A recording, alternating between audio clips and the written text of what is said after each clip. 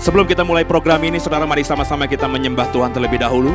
Siapkan hatimu, siapkan pikiranmu, sama-sama dalam roh kita memuji menyembah Tuhan. Musim akan selalu berganti, kasih Tuhan tetap abadi, tak akan berubah sampai selamanya. Ku tetap percaya, haleluya. Ku yakin Tuhan memberkati, ku yakin Tuhan melindungi. Burung di udara Tuhan pelihara karena kasih-Nya. Tuhan selalu menolongku, selalu menjagaku. Sehelai di rambutku tak akan terjatuh tanpa seizin-Mu. Tuhan selalu menolongku, selalu menjagaku.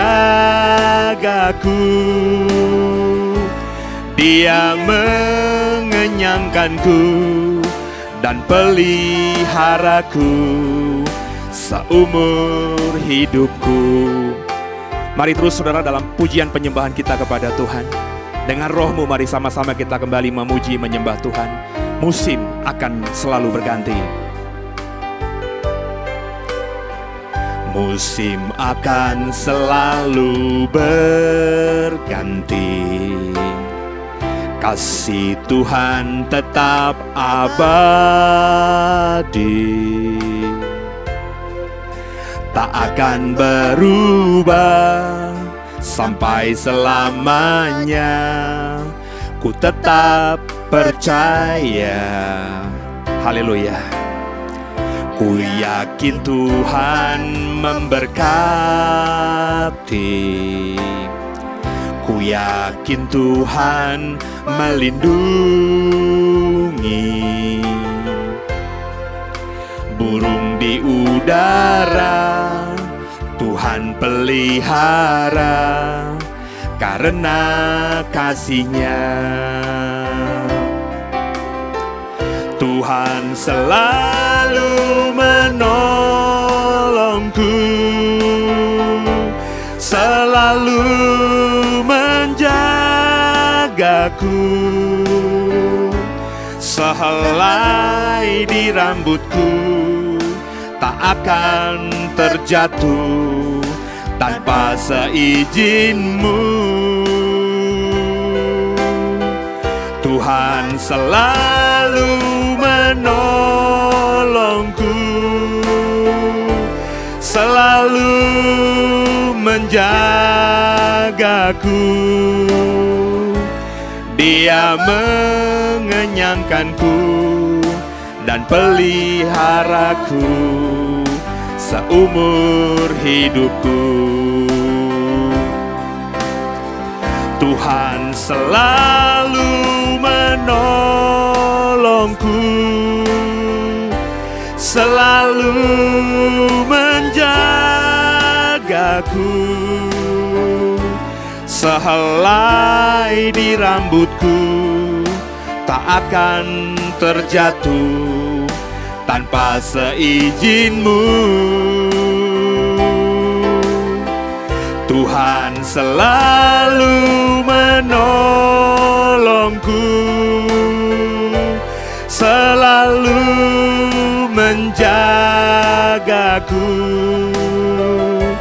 Dia mengenyangkanku dan peliharaku seumur hidupku. Mari sama-sama kita menyembah Tuhan. Haleluya. Terpujilah nama-Mu Tuhan. Kami sembah, kami agungkan Kau Tuhan. Haleluya. Kami memuji-Mu.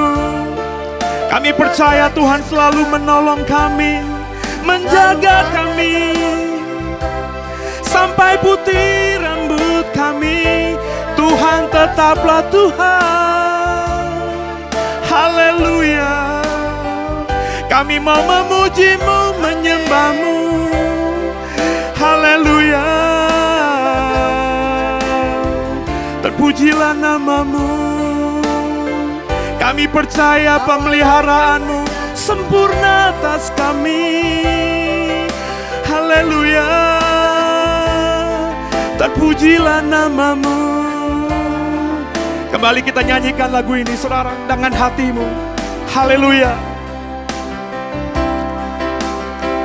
Tuhan selalu menolongku, selalu menjagaku. Sehelai di rambutku tak akan terjatuh tanpa seizin-Mu.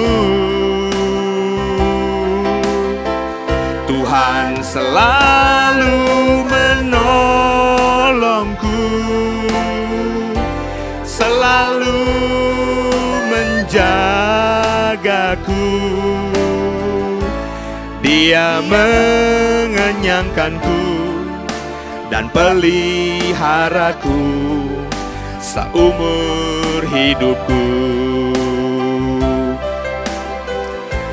Dia mengenyangkanku dan peliharaku seumur hidupku.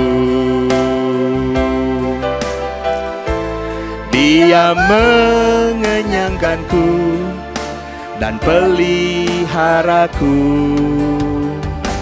Haleluya. Seumur hidupku. Terpujilah nama Tuhan. Haleluya.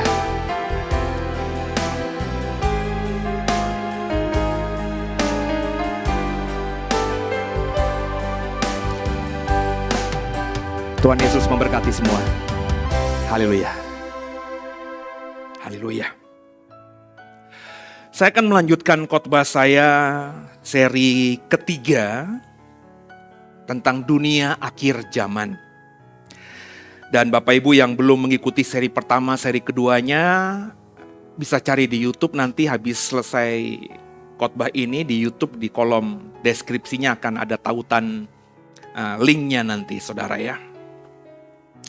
Kenapa saya mengajarkan tentang dunia akhir zaman? Karena inilah dunia kita. Selain saya khotbah seri dunia akhir zaman, saya juga khotbah seri manusia akhir zaman. Jadi manusia akhir zaman itu soal kitanya. Bagaimana kita harus bersikap sebagai manusia yang hidup di akhir zaman yang tidak sama dengan manusia akhir zaman lainnya yang tidak percaya kepada Yesus. Sedangkan dalam khotbah seri dunia akhir zaman, saya mau mengajar saudara soal dunianya. Faktor eksternalnya begitu. Ya. Dimana kita pasti akan bersinggungan, kita pasti akan mengalami karena kita hidup di dunia yang sama dengan orang-orang yang di luar sana.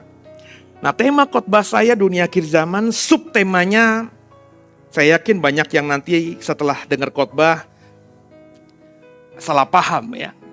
Karena saya beri subtemanya dunia akhir zaman itu dunia alien. Alien. Sesuatu yang secara fiksi itu ada di benak setiap kita kalau mendengarkan kata alien. Begitu hampir mempengaruhi fiksi pikiran kita sehingga cerita soal alien ini banyak menjadi inspirasi cerita-cerita novel kah? Cerita-cerita film kah? Ya, menceritakan bahwa nanti alien itu akan datang. Saya masih ingat zaman saya kecil, Drew Barrymore itu salah satu pemain yang memainkan film ET, ya, IT gitu ya. Itu sesuatu yang luar biasa zaman itu. Ya, saya masih ingat banget gambaran tentang makhluk luar angkasa aliennya itu begitu mempengaruhi saya dan imajinasi masa kecil saya. Ya. Kemudian hari-hari ini lebih bagus penggambarannya, tidak semengerikan filmnya Drew Barrymore itu, contohnya film Avengers, itu kan bicara soal alien semuanya. Ya, bicara film tentang Star Wars itu kan alien, ya. Justice League itu kan alien semuanya, saudara. Ya. Bahkan aliens itu menjadi sebuah konspirasi yang mengajarkan, maksud saya ketika kita mendalami, Bapak Ibu mendalami aliens tidak? Saya kebetulan cukup mendalami meskipun tidak terlalu fokus karena Alkitab saya nggak pernah ngomong apa-apa soal alien, tapi penasaran gitu. Jadi saya nggak mau baca buku-buku fiksinya, saya dengan bantuan teknologi sosial media dan juga YouTube, banyak sekali channel-channel YouTube di luar sana yang memang fokus soal ini, alien ini. Bahkan saya nanti kalau saudara japri saya bisa berikan 1-2 mantan pendeta, mantan pastor yang memang saya cari tahu dulunya memang melayani Tuhan, sekarang ini punya konsep yang berbeda soal Alkitab, bahwa Tuhan yang kita sembah itu alien dan lain sebagainya. Jadi alien itu menjadi sebuah teori konspirasi, ya. Bahwa manusia modern beda dengan manusia dulu, itu karena manusia yang awal yang masih sangat primitif itu pernah dikunjungi sama alien yang mengajarkan teknologi, Pak. Ya. Ya, saking begitu luar biasanya cerita soal alien, coba munculkan clipping pertama, ya. Tentang orang terkaya di dunia yang punya Tesla, ya. Siapa saudara? Ya, Elon Musk, ya. Itu bahkan menyebut piramid itu dibangun oleh alien.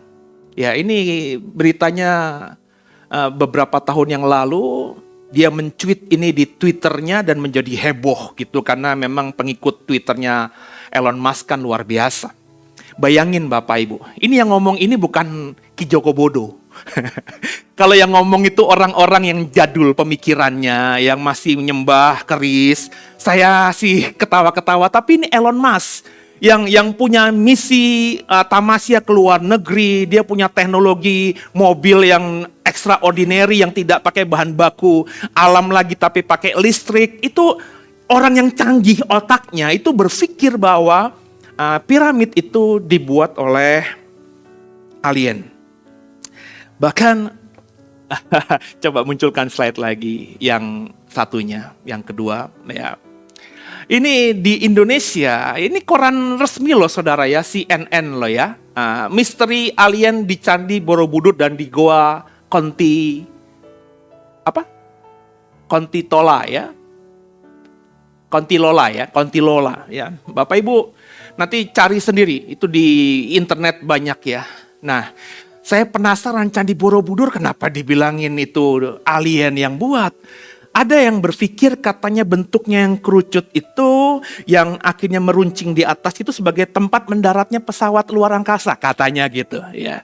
Tapi saya bilang ngada-ngada aja, ngadi-ngadi aja nih gitu ya. Tapi ada kemudian, ini koran gak lama ya, salah satu relief di Candi Borobudur. Kalau kau pernah ke sana, sekarang kalah mahal ya. Candi Borobudur apalagi Pak Bimo gak boleh naik gitu karena akan merusak struktur bangunan ya. Ya, jadi salah satu reliefnya itu ada gambar gajah dan gambar kuda. Di atasnya itu ada dua bentuk pahatan relief itu yang aneh. Yang dipercaya oleh teori konspirasi alien itu adalah sebagai piring terbang. Perhatikan ada dua bunderan itu yang tidak lazim. Kok ada di atas gajah, ada di atas kuda. Nanti Bapak Ibu bisa cari ini juga. Ya, dan kalau di Goa Kontilola itu Bapak Ibu itu adalah gua yang ada di Sulawesi kalau tidak salah ya. Itu goa yang dipercaya didiami oleh manusia-manusia purba, di mana di dalamnya ada lukisan alam yang dibuat oleh manusia zaman dulu yang menggambarkan sosok manusia, tapi penggambarannya persis seperti gambaran ilustrasi soal alien yang kepalanya besar dan lain sebagainya begitu. Kalau tidak percaya bisa lihat itu gambarnya banyak di YouTube, banyak di Google. Tinggal di Google aja, di googling aja Goa Kontilola, maka kau akan melihat lukisan-lukisan yang dipercaya itu gambaran alien yang digambarkan di Goa oleh manusia-manusia purba zaman dulu.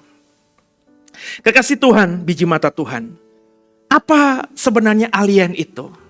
Dari apa yang saya paparkan ini, inilah yang dipahami oleh kita hari ini. Ketika ketemu kata alien, ketika ada orang ngomong sama saya soal kata alien, ketika saya ngomong kata alien, subtema saya kan dunia akhir zaman, dunia alien. Pasti saya yakin Bapak Ibu yang melihat Instagram saya kemarin yang saya membuat, men-share flyer khotbah, tema khotbah hari ini, pasti akan berpikir, wah Pak Seno akan ngomongin soal alien. Ya, maafkan saya saudara, ya. Meskipun saya tidak menentang teori apapun soal alien, bagi saya itu masih 50-50. Saya tidak akan tegas berkata nggak ada alien, dan saya juga tidak akan tegas berkata ada alien. Bagi saya 50-50. Dan saya tidak akan mau ngomong lebih dalam di mimbar ini soal alien. Why? Sebab saya, kalau kau ingat saya, kau tahu saya sudah berpedoman. Kalau Alkitab tidak ngomong, maka saya tidak akan ngomong. Loh tapi Pak Seno bikin subtema dunia akhir zaman, dunia alien. Nah ini yang saya mau luruskan. Pemahaman dari kata alien itu. Bapak Ibu biji mata Tuhan. Kenapa saya buat tema dunia akhir zaman, dunia alien? Supaya nggak salah paham, selalu berkali-kali saya ngomong di mimbar ini. Kalau kita mau mendalami sesuatu, mau membagikan sesuatu, harus tahu etimologi. Etimologi bahasa sederhananya arti kata dari alien. Kenapa kalau saya ngomongin alien di otak saudara itu makhluk luar angkasa? Karena saudara sudah membentuk itu dan mengisi kepalamu, otakmu bahwa alien itu makhluk luar angkasa. Apa benar? Bagi saya tidak salah tapi tidak sepenuhnya benar. Kalau tidak sepenuhnya benar ya berarti tidak benar gitu kan saudara. Nah apalagi kata alien itu bukan kata baku dalam bahasa Indonesia. Itu kata Inggris saudara. Ya ketika saya siapin ini beberapa waktu yang lalu, kata alien saya Google di Google Translate. Yang paling mudah kan ya.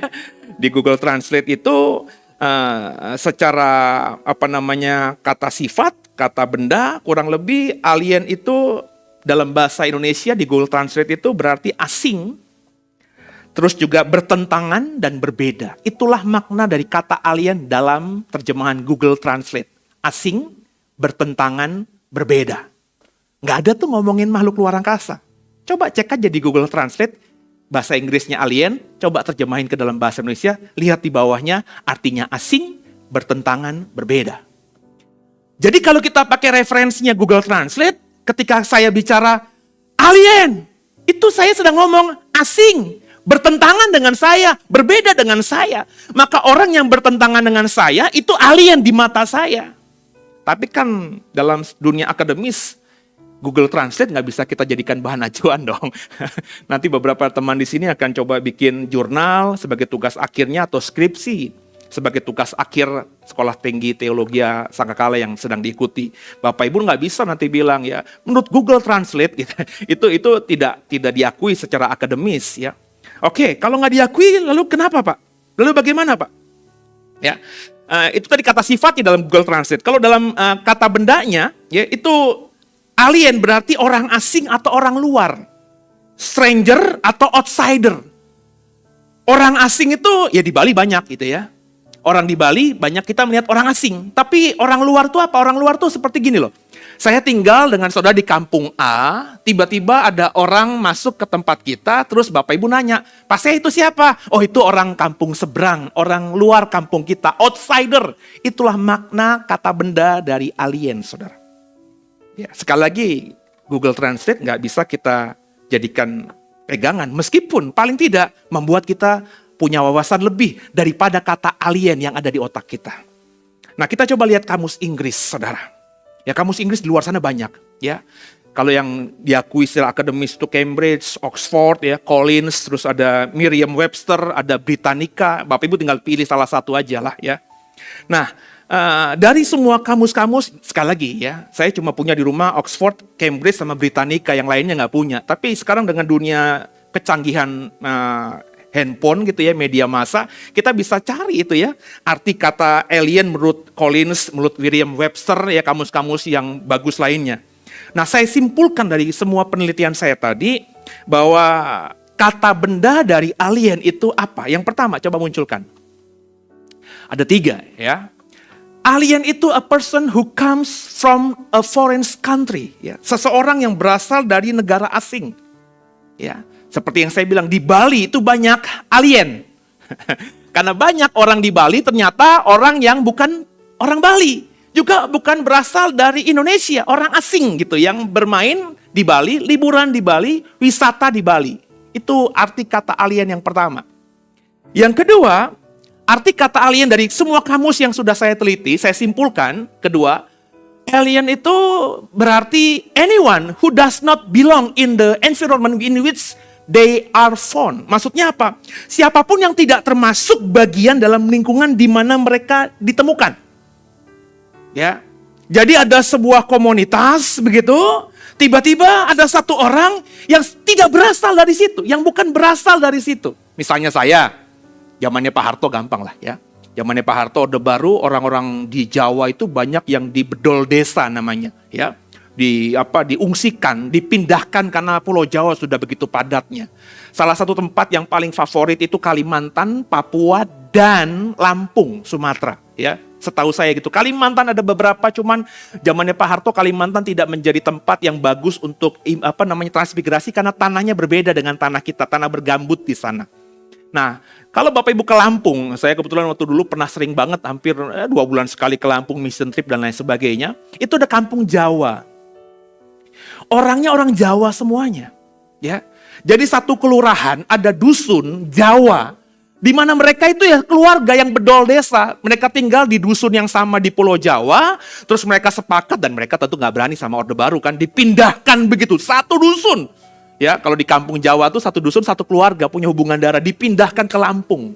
Maka ada kampung Jawa A, kampung Jawa B, nama-nama kampung di Lampung tuh nama-nama Jawa semuanya. Mereka sampai hari ini berbahasa Jawa. Tapi mereka orang Lampung. Nah ini yang dimaksudkan dengan pengertian kedua. Anyone who does not belong in the environment in which they are found. Mereka ditemukan di Lampung, tapi mereka bukan orang Lampung. Mereka orang asing, mereka alien. Dan yang ketiga, ini adalah yang dipahami oleh banyak orang tentang alien. A form of life assumed to exist outside the earth or its atmosfer.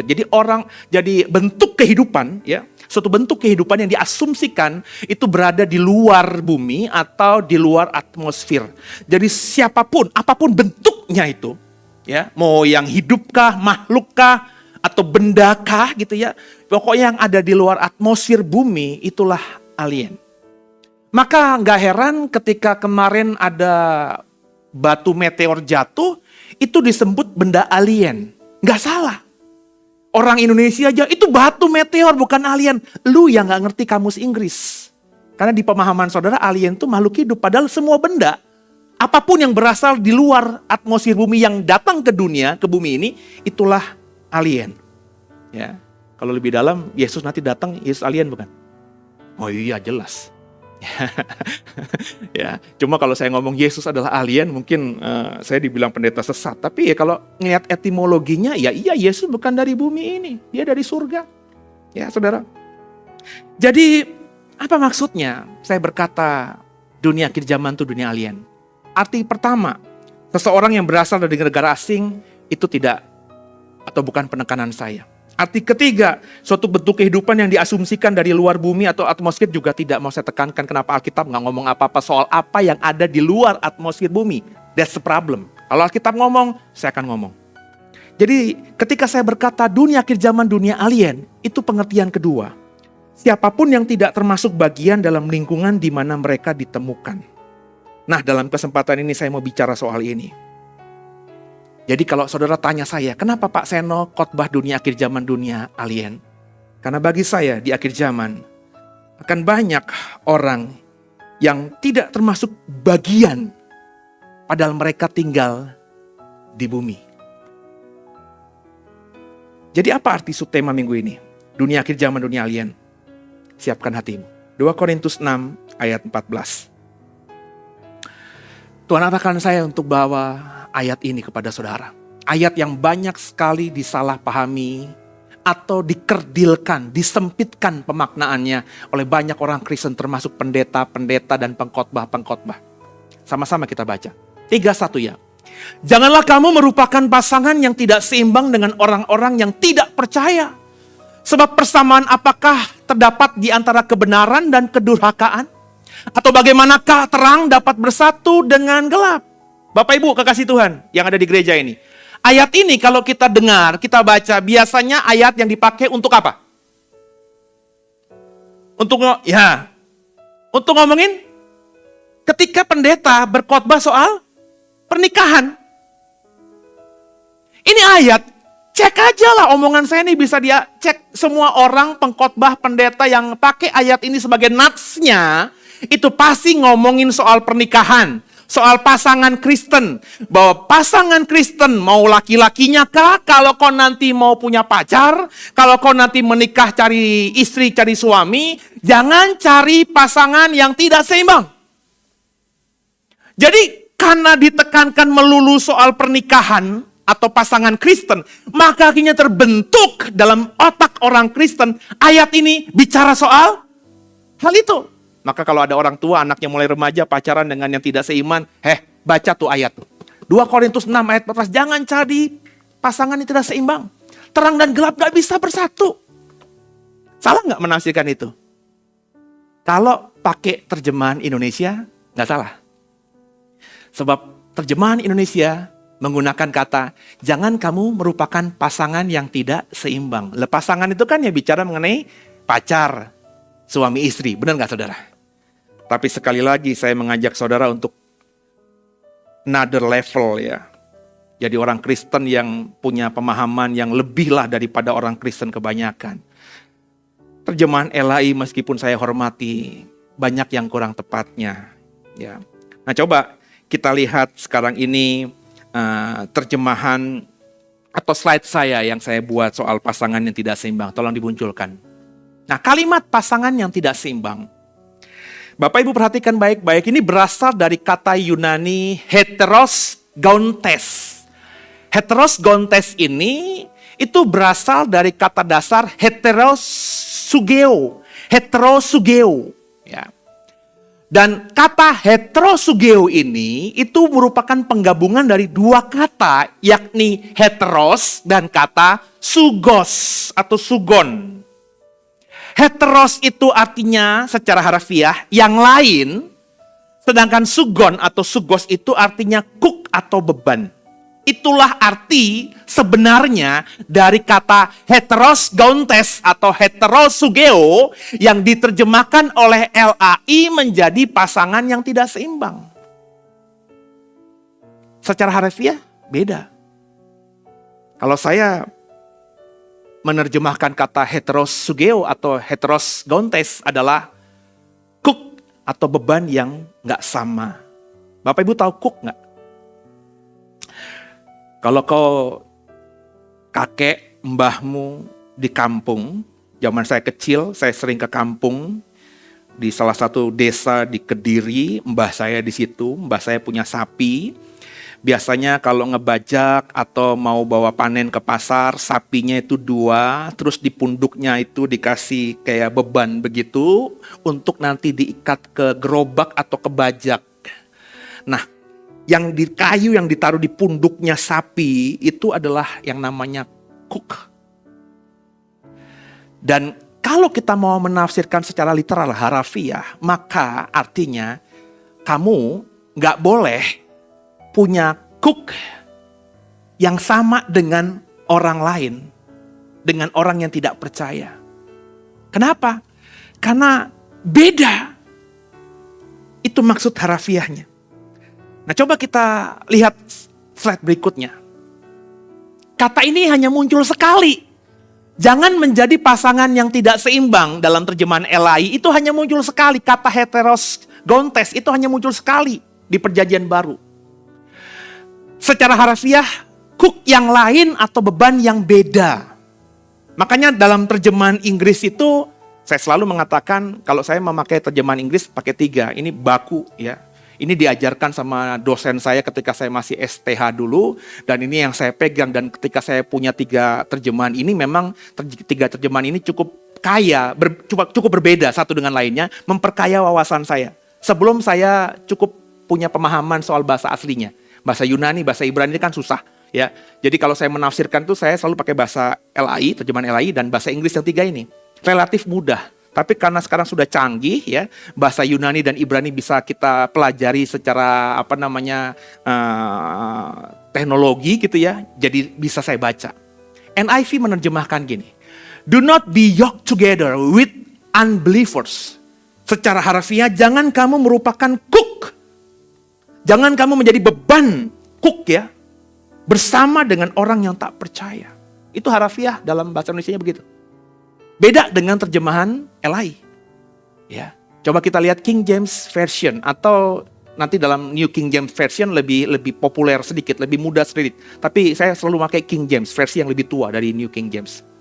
Be you not unequally yoked together with unbelievers.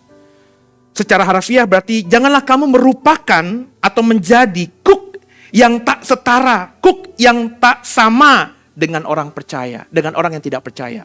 Nah, ini terjemahan yang mirip dengan terjemahan LAI. Ya, hampir semua terjemahan LAI itu bagi saya mirip dengan terjemahan NIV, tapi khusus ayat ini entah kenapa LAI lebih mirip dengan terjemahan King James daripada NIV. Dan yang menarik terjemahan New American Standard Bible NASB, ya.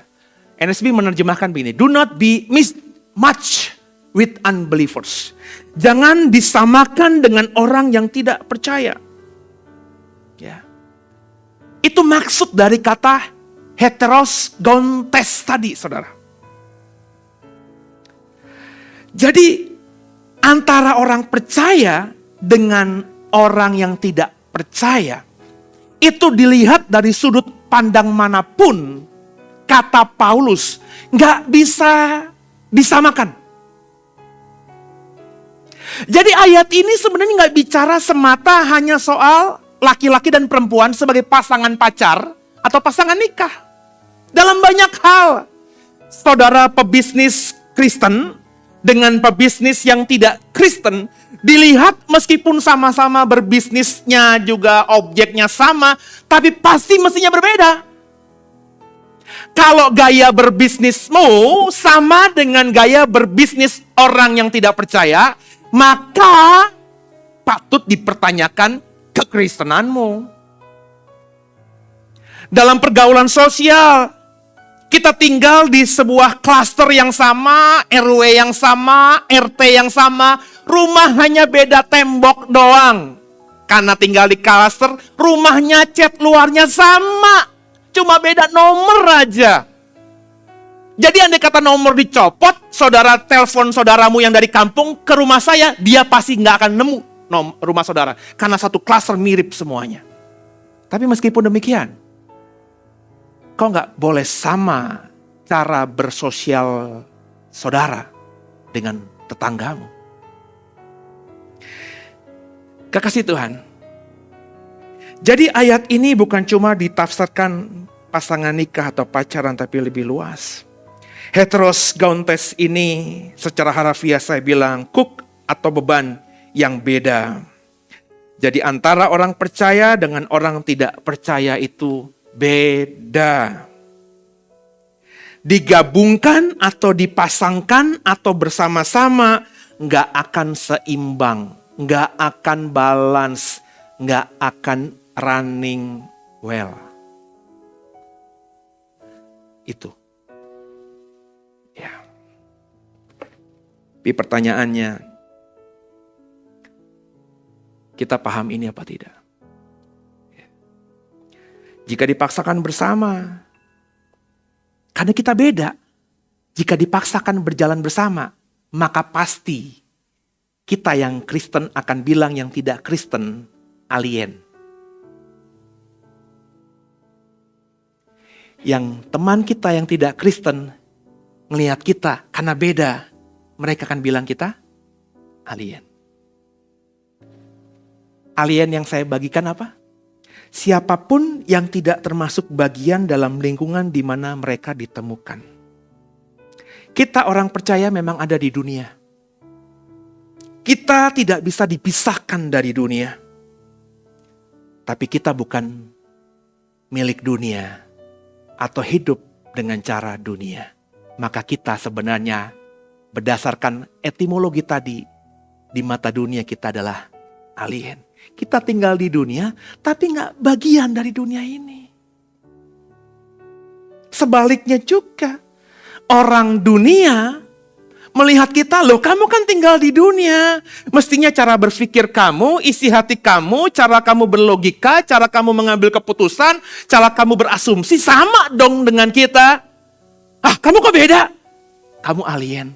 Tinggal satu environment, satu lingkungan, sedunia, satu dunia dengan kita, tapi kamu kok beda? Maka mereka akan bilang kita juga alien.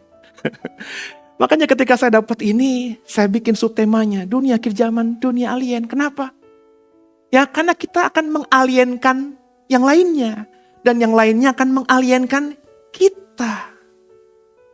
Di akhir zaman, dunia penuh alien. Di akhir zaman, dunia yang asing, dunia yang berbeda, dunia yang bertentangan, semakin lama akan semakin masif dan semakin tajam. Iman yang kita hidupi, dengarkan saya, akan berbeda dengan norma nantinya, adat nantinya, budaya nantinya, etika nantinya, hukum nantinya yang ada. Sekarang ini, saya amati, ini belum terjadi 100%. Masih banyak etika budaya, moral, hukum yang masih sesuai dengan Alkitab. Tapi nanti dengarkan saya bukan sedang bernubuat. Saya nggak mendapatkan suara Tuhan. Saya ngomong ini nanti dalam ibadah minggu. Enggak, saya nggak berani karena saya emang nggak mengalami itu. Tapi banyak orang bilang saya nabi katanya.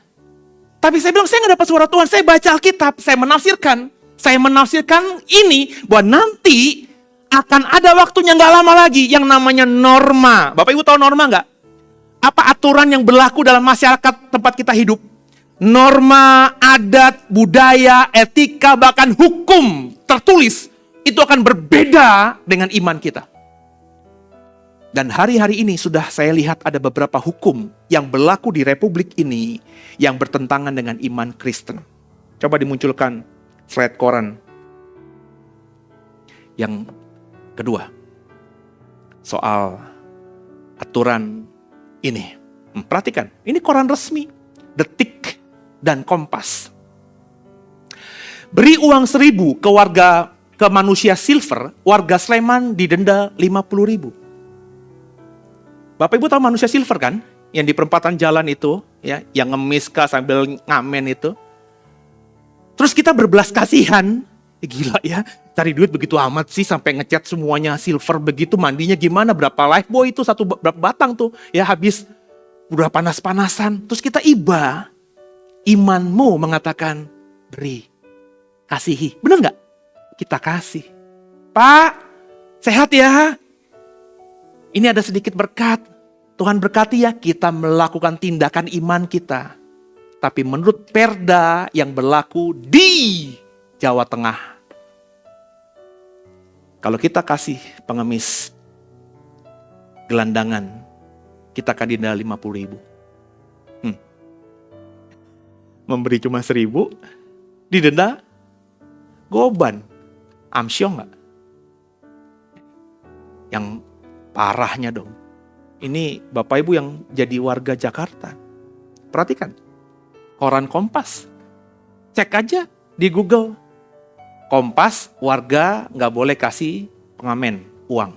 Nanti akan muncul.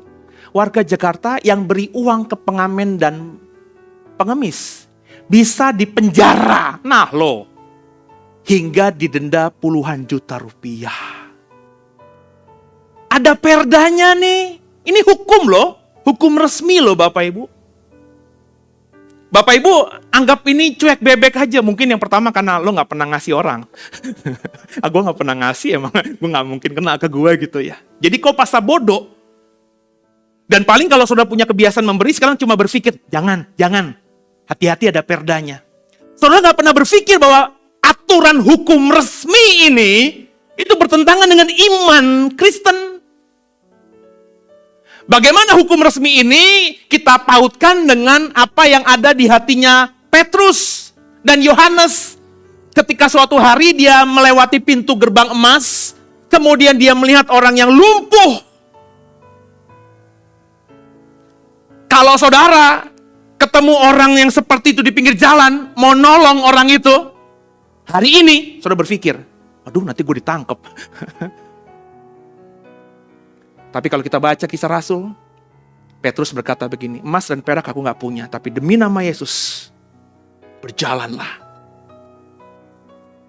Jadi makanya ada beberapa rekan pendeta, ya Bapak Ibu lihat di YouTube aja lah, saya gak mau sebut namanya lah, yang melayani di jalan-jalan, yang melayani pelayanan kesembuhan, itu dilarang oleh pemerintah setempat.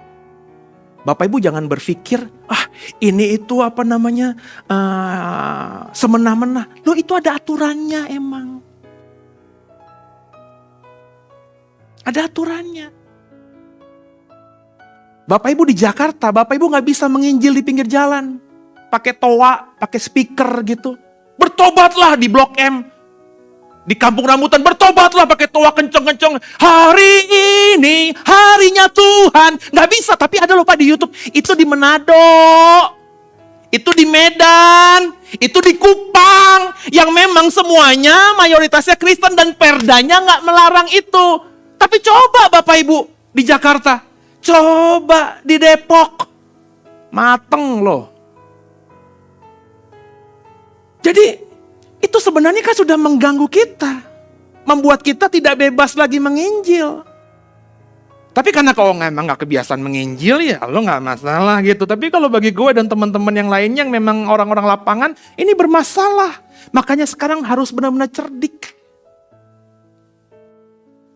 Ini saya masih channel The Warriors masih bisa khotbah apa saja. Tapi dengerin saya sedang tidak bernubuat. Saya hanya cuma menafsirkan Alkitab. Bahwa one day gak lama lagi nanti khotbah-khotbah atau channel-channel YouTube agama itu akan dibatasi.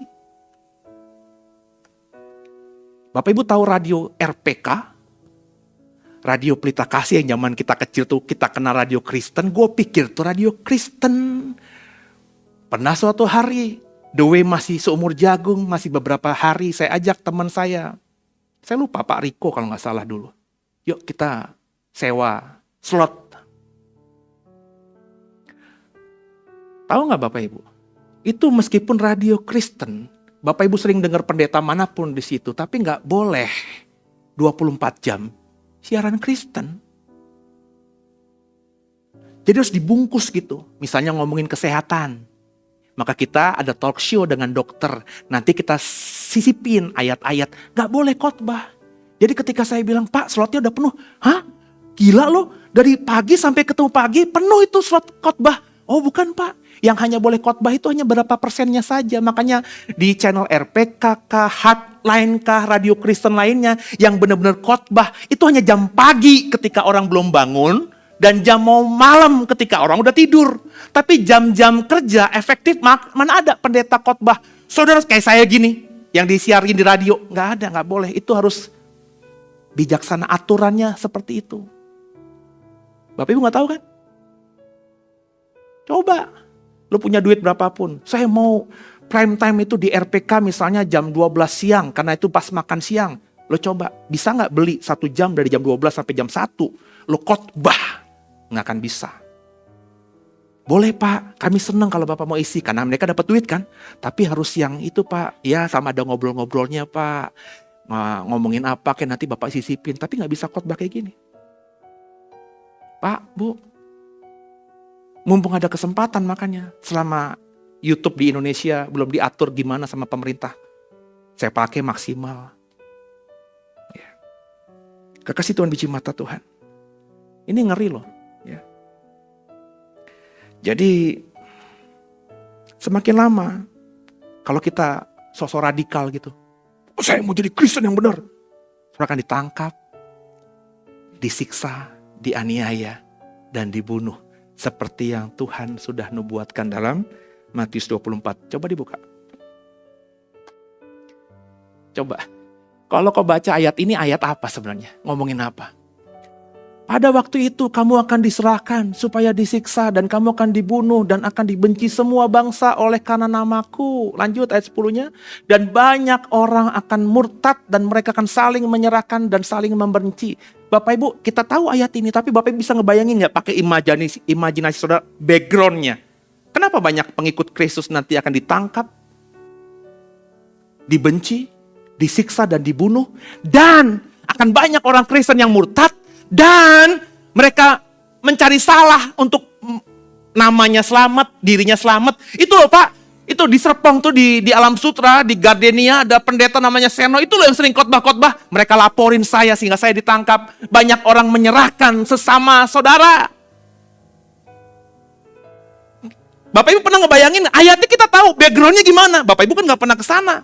Bapak Ibu tuh kalau baca ayat cuma baca ayat, oh iya ngeri ya akhir zamannya. Tanpa kita pakai berimajinasi, background yang membuat ayat ini turun atau diucapkan Yesus tuh kenapa?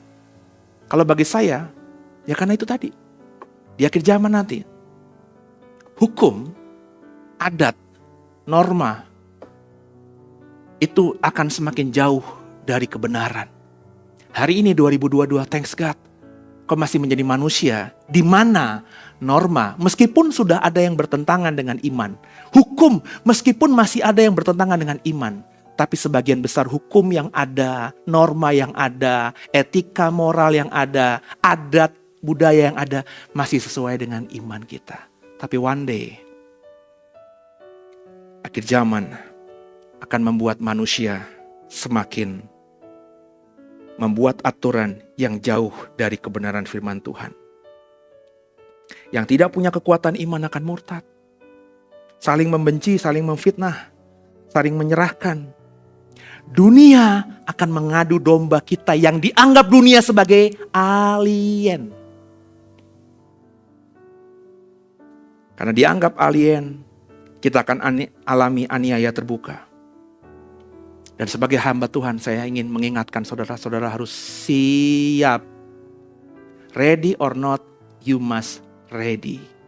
Siap atau enggak, lo harus siap. Karena Tuhan sudah menubuatkannya. Alkitab menubuatkan akhir zaman seperti ini. Inilah dunia akhir zaman. Dunia yang bertentangan dengan apa yang Alkitab kita ajarkan. Maka kalau saudara nggak pernah baca Alkitab, saudara nanti nggak sadar, saudara nanti nggak tahu bahwa yang dibuat dunia, aturan yang dibuat dunia emang bertentangan. Ya dengan banyak pendeta palsu, nabi palsu yang menekankan jemaat untuk dengerin dia saja, tidak menekankan jemaat untuk membaca Alkitab sendiri, mendalami firman Tuhan sendiri. Itu akan membuat jemaat satu sisi tampilan luarnya kayaknya Kristen, dalamnya bobrok.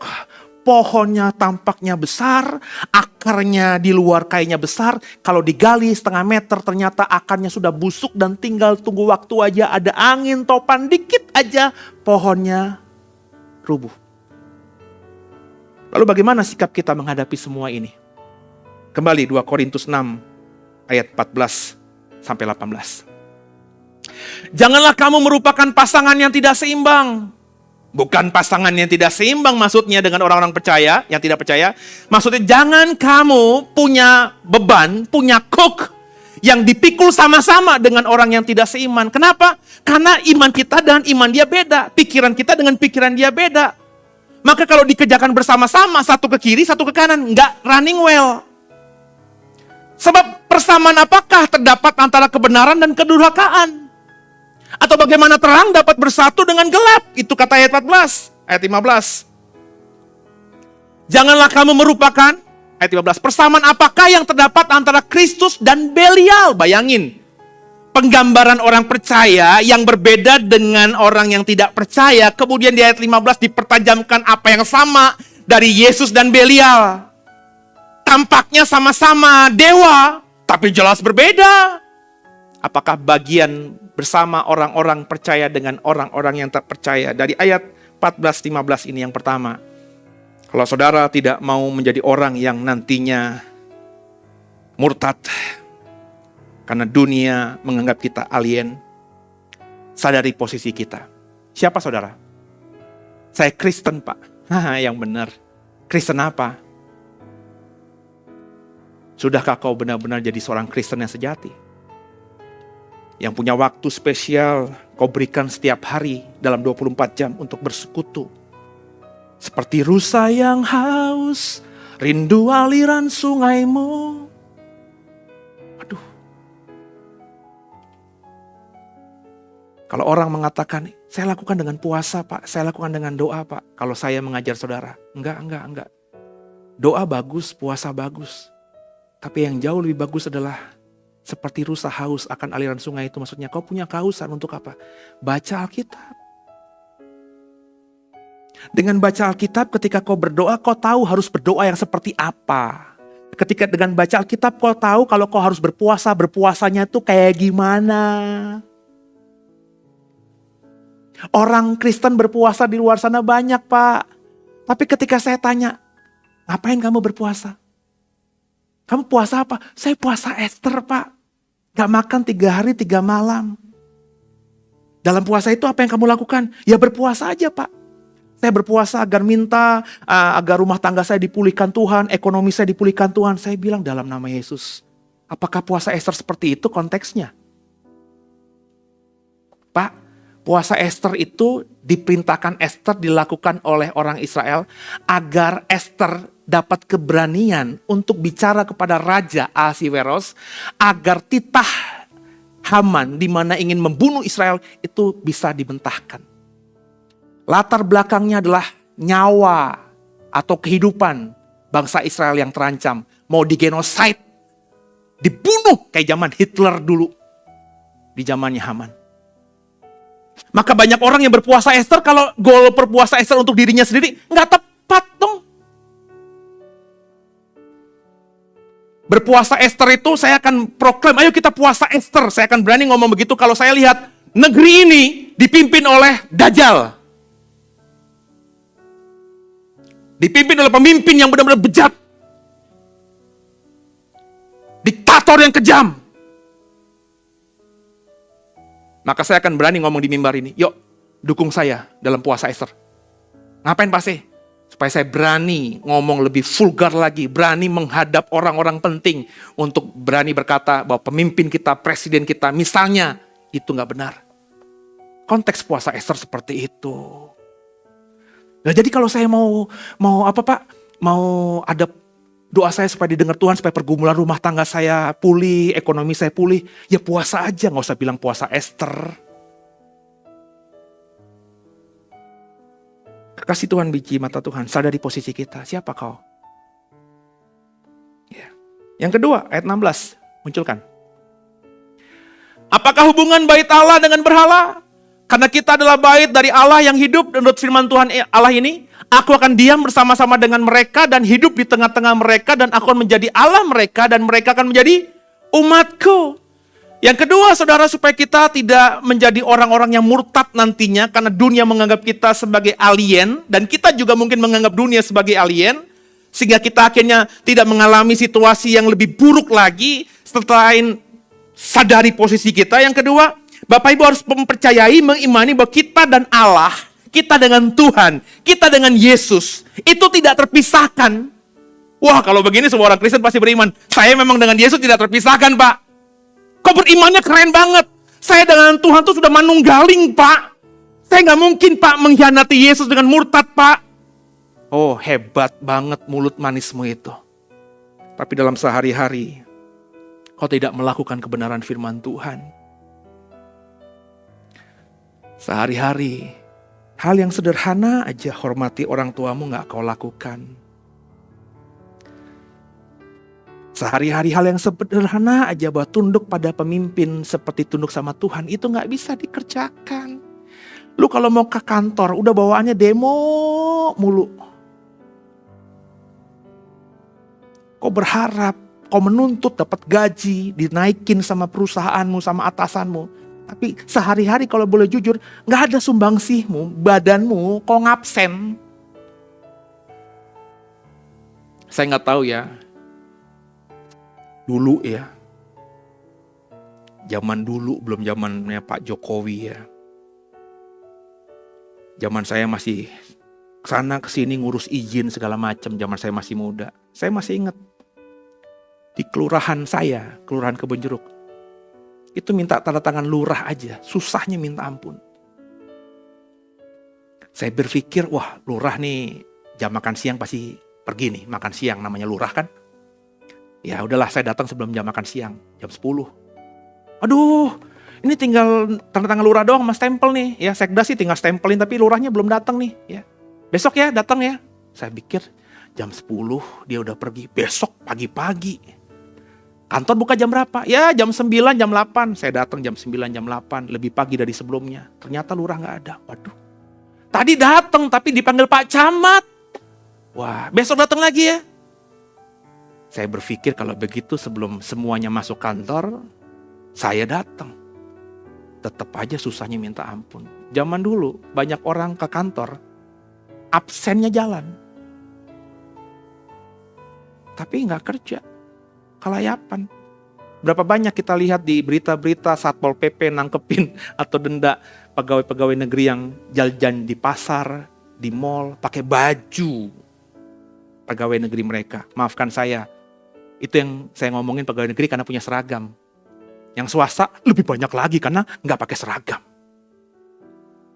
Disuruh bosnya, lu kesana ya, ke Pulau Gadung ya, ini antar sampel nih buat pabrik itu.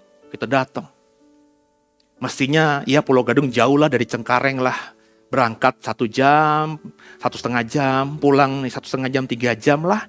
Dengan ketemu ya 4 jam, 5 jam sampai. Tapi dari pagi gak pulang-pulang, di telepon bos. Kemana? Aduh bos, macetnya minta ampun. Padahal sih lu udah selesai. Pas di telepon bos, lu lagi makan es kelapa muda. Sambil neduh, nanggung ah. Kalau gue balik ke kantor juga nanti disuruh-suruh lagi. Udah tanggung. Emang gue udah tugas luar kan. Ini korupsi. Saudara, bagaimana mungkin kau bilang sama Tuhan, kau dan Tuhan tidak terpisahkan dengan seseorang yang memang seharusnya kau tunduk atau harus melakukan sesuatu karena firman Tuhan, kau tidak kerjakan. Jadi, Yang pertama, sadari posisi kita. Yang kedua, sadari bahwa kita dan Tuhan itu tidak terpisahkan, tapi diekspresikan lewat perbuatan iman kita dong. Yang berikutnya, ayat 17.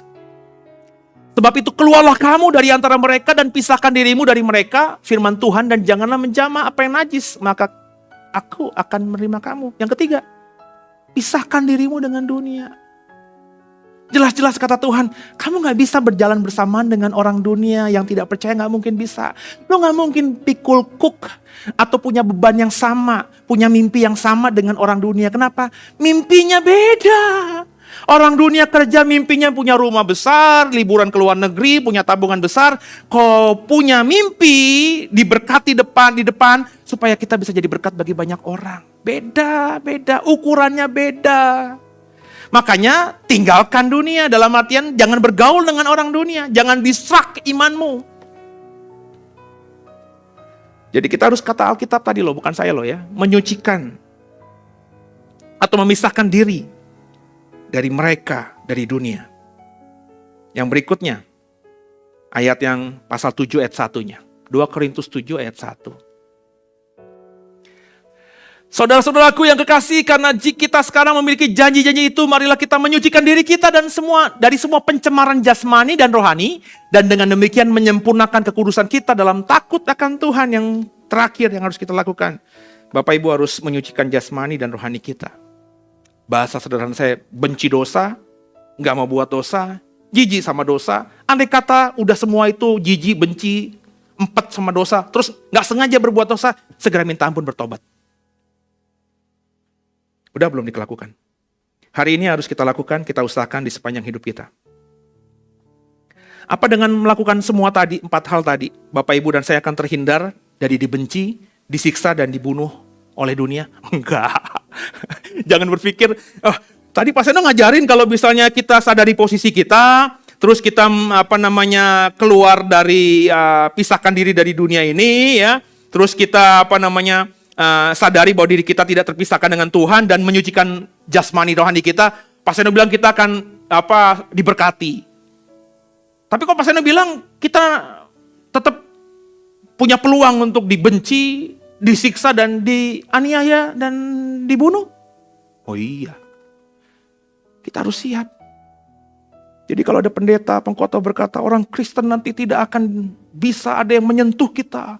Jadi andai kata nanti ada laskar-laskar yang ingin membunuh kita, mereka 5 meter masih bisa ke arah kita, tapi 1 meter mereka akan mental 10 meter ke belakang. Waduh, enggak. Tapi ada loh Pak, saya pernah baca loh Pak. Itu ketika masalah kemarin ada gesekan antara suku-suku, yang satu suku Kristen, satu suku Islam, ribut-ribut di Indonesia di zaman-zaman yang lalu. Ada kesaksian Pak, itu ada orang Kristen yang gerejanya dibakar, gerejanya hancur, tapi yang sembunyi di gereja itu Pak pendeta dengan beberapa jemaat akhirnya masih selamat loh Pak. Ya, itu karena kasih karunia Tuhan, tapi bukan metode. Gak berarti semua orang yang ngupet di gereja akan selamat. Kan Tuhan punya rencana berbeda. Jadi gak bisa kita jadikan patokan. Saudara, nanti kalau ada chaos, maka Bapak Ibu datang ke gereja, bersembunyi di gereja. Maka saya percaya dengan iman, malaikat Tuhan beribu-ribu laksa akan menjaga gereja kiri kanan dengan malaikat, dengan pedang berapi. Maka siapapun orang jahat gak akan bisa menyentuh gereja. Ini pengajaran yang gak pas. Gereja, bait Allah aja hancur. Benar gak? Zaman Nebukadnezar bait Allah hancur, padahal ada tabut perjanjian di situ. Habis. Apalagi gereja, tabut perjanjian mana ada Pak gereja yang pakai tabut perjanjian, maka kita harus ngumpet di situ. Itu tabut perjanjian. Kalau saya punya duit 15 juta saya bisa bikin, saya ditawarin loh. Pak Seno, mau gak saya buatin tabut perjanjian? Mirip banget Pak, dari kayu jati, nanti disepuh sama emas. Di dalamnya juga ada tongkat Harun. Ada juga Taurat Pak. Ada juga satu lagi apa tuh? Mana Pak? Oh ya, tabutnya bisa dibuka tutup loh Pak. Bagus ya Pak buatan saya. Berapa saya bilang? Ya 15 juta aja Pak. PO dulu Pak. Ada orang japri saya. Saya beli. Saya pikir-pikir 15 juta. Buat tabut perjanjian itu. Hah? Untuk ngebegoin jemaat sih bisa. Jangan sentuh. Jangan sentuh. Itu yang buat tabut perjanjiannya di Jawa sana sambil telanjang dada, keringetnya jatuh. Maafin saya, sorry. Gue gak akan bodohin jemaat dengan hal-hal seperti itu. Kekasih Tuhan, biji mata Tuhan. Jadi kita akan alami semua tadi. Maka saya ngajar soal siap gak? Bu Jojor siap gak nanti kalau disiksa? Hah? Jangan. Mas, siap Allah. Allah siap. Siap ditangkap nanti. Pilih mati kalau tidak ikut kami. Atau kalau kau sangkal Yesus, kami kasih mie ayam. Ayo. Mie ayam, sangkal Yesus loh mah. Mie ayam. Only mie ayam, lo bisa sangkal Yesus. Lo ketawa hari ini, nanti liatin aja. Maka orientasi kita hari ini harus berbeda, Pak. Saya gak bilang saya siap ya, tapi paling tidak saya sudah mengkondisikan diri, mempersiapkan diri. Saya makan gak makan ora popo. Bisa makan enak gak bisa makan enak ora popo. Belajar bersyukur, ada duit gak ada duit ora popo. Belajar seperti itu. Ada duit banyak, ya berarti untuk dibagi sama orang lain. Jadi kekasih Tuhan, biji mata Tuhan, paling tidak kita lakukan semua yang Tuhan perintahkan tadi. Kalau Tuhan izinkan kita tidak mati, ya gak mati. Tapi kalau Tuhan izinkan mati, ya mati. Tapi dengarkan saya pernah ngajar kan? Ini keyakinan saya nih. Saya gak tahu saya hidup sampai kapan, dan saya tidak tahu saya matinya bagaimana. Andai kata Tuhan izinkan saya mati, karena ada orang gak suka sama saya, karena saya menyampaikan firman Tuhan. Andai kata saya diseret, andai kata mereka mau bacok saya, mereka mau silet saya, mereka mau timpuk saya dengan batu, andai kata saya mengalami apa yang disebut dengan aniaya lahiriah. Hari ini saya mempersiapkan diri. Saya percaya nanti kalau itu terjadi, saya tidak akan mengalami yang namanya sakit itu. Why? Itulah yang saya baca dari martirnya Stefanus. Lo baca nanti kisah Rasul itu. Ditimpuk batu, berdarah, yang nimpuk bukan satu loh. Kalau nimpuk satu, ya nggak kena. Yang nimpuk banyak orang, pasti kena dong. Dan kalau kena itu kenapa? Badannya. Kena badan ditimpuk batu aja sakit, apalagi kalau kena kepala. Bocor nggak kira-kira bocor? Yang kena kepala satu batu doang apa beribu-ribu batu? Banyak batu dong. Kena mata nggak mungkin? Mata dong. Kalau mata ditimpuk batu, matanya keluar nggak bisa? Keluar dong. Penderitaannya sakit, perihnya, pedihnya luar biasa. Tapi apa kata Alkitab saya? Stefanus lihat ke atas dan dia masih ngomong. Buktinya apa? Ada orang denger. Orang yang denger itu cerita sama Lukas. Kemudian ditulis di Kisah Rasul. Stefanus ngomong apa? Aku melihat matanya udah keluar, mungkin darah udah bercucuran. Ini kalau ngomongin dokter medis, ini udah sekarat nih, udah mati nih. Tapi Stefanus masih ngomong, aku melihat anak Allah berdiri. Dan aku, ke dalam tanganmu lah aku serahkan tubuhku, jiwaku, rohku Yesus. Baca baik-baik. Di mana orang lagi perih-perihnya, sakit-sakitnya, bisa ngomong begitu coba. Artinya apa? Saya menafsirkan. Orang lihat Stefanus berdarah-darah, tapi dirinya yang diizinkan Tuhan mengalami martir, aniaya itu, tidak mengalami. Saya siapkan diri saya mati seperti itu. Tapi saya percaya, saya akan mati dalam kemuliaan Tuhan. Terakhir di zaman ini, di dunia yang jahat ini, jangan andalkan dunia, Pak. Andalkan Tuhan, bukan manusia. Sebab manusia akan terhisap dengan dunia yang semakin gelap dan penuh dosa. Minggu ini minggu yang benar-benar mengerikan. Saya nggak tahu Bapak Ibu baca koran apa tidak ya. Bapak Ibu menganggap ini hal yang biasa apa enggak? Kalau bagi saya, ini mengerikan. Koran terakhir muncul itu.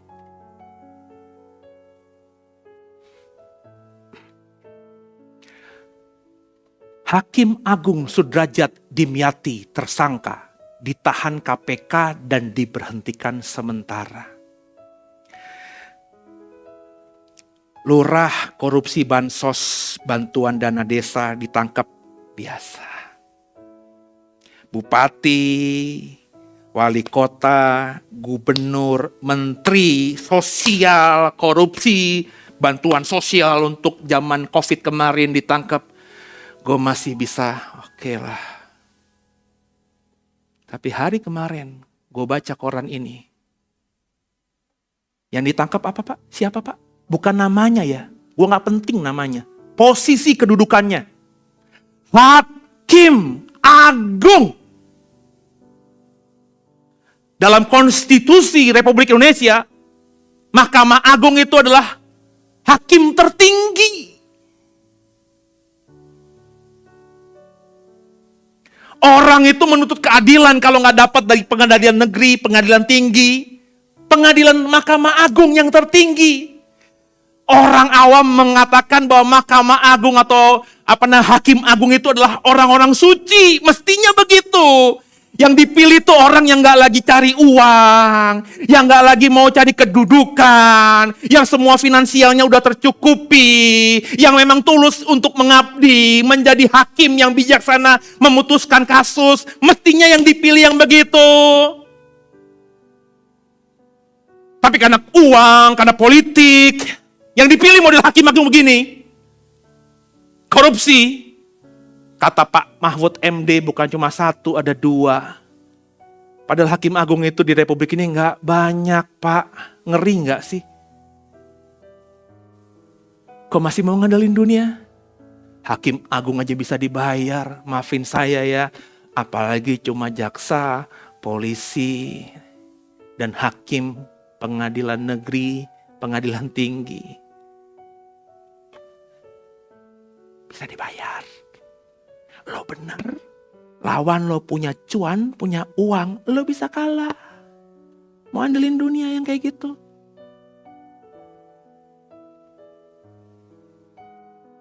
Lalu Pak, kalau saya andelin Tuhan, apakah saya tetap bisa kalah? Lo bisa. Kalau Tuhan izinkan. Tapi paling tidak kalau kau andelin Tuhan, kau gak berdosa. Andai kata kau mati pun, bukankah firman Tuhan katakan mati adalah apa Pak Bimo? Keuntungan. Karena orang Kristen mestinya berpikir bahwa kehidupanku di dunia ini hanya seperti orang yang ada di halte bis. Berkali-kali saya ngomong ini, gua di dunia ini lagi di halte. Ngapain di halte? Kau mau bermalam selama-lamanya di halte? Tinggal di halte, meskipun halte dipugar bagus, ada orang mau bermalam di halte? Enggak. Orang di halte cuma nunggu bis. Bis tempat membawa kita ke tujuan akhir datang, kita naik. Kita tuh di bumi kayak di halte. Lagi nunggu bis yang bawa kita kemana? Yerusalem baru. Kapan datangnya bisnya? Pak Prana, itu. Udah di situ Pak, di BRI Pak. Pak Amos masih di ITC agak jauhan dikit. Kalau gue masih di Serang, jauh. Nangkep. Tetaplah jadi alien di dunia ini. Gak apa-apa dianggap beda. Gak apa-apa dianggap bertentangan di dunia ini. Karena memang kita DNA-nya beda dengan dunia. Kewarganegaraanmu kata Tuhan, bukan warga negara dunia tapi warga negara surga. Meskipun beda dengan dunia, asalkan Tuhan tetap di pihak saudara dan saya, penyertaannya amin. Dan dengarkan Seno ini, si hamba Tuhan yang biasa-biasa ini. Penyertaan Tuhan itu bukan berarti kau diberkati dengan uang, posisi, kedudukan. Gak ada artinya itu. Penyertaan Tuhan itu bicara soal damai sejahtera. Jadi dunia akhir zaman, dunia apa? Dunia alien. Kau akan melihat orang yang berbeda dengan kita, alien, dan mereka akan melihat kita, alien. Jadi, alih-alih berpikir alien itu makhluk luar angkasa, sebenarnya mendekati akhir zaman, kau akan bertemu banyak alien di dunia ini. Haleluya, semoga diberkati. Tundukkan kepala kita doa.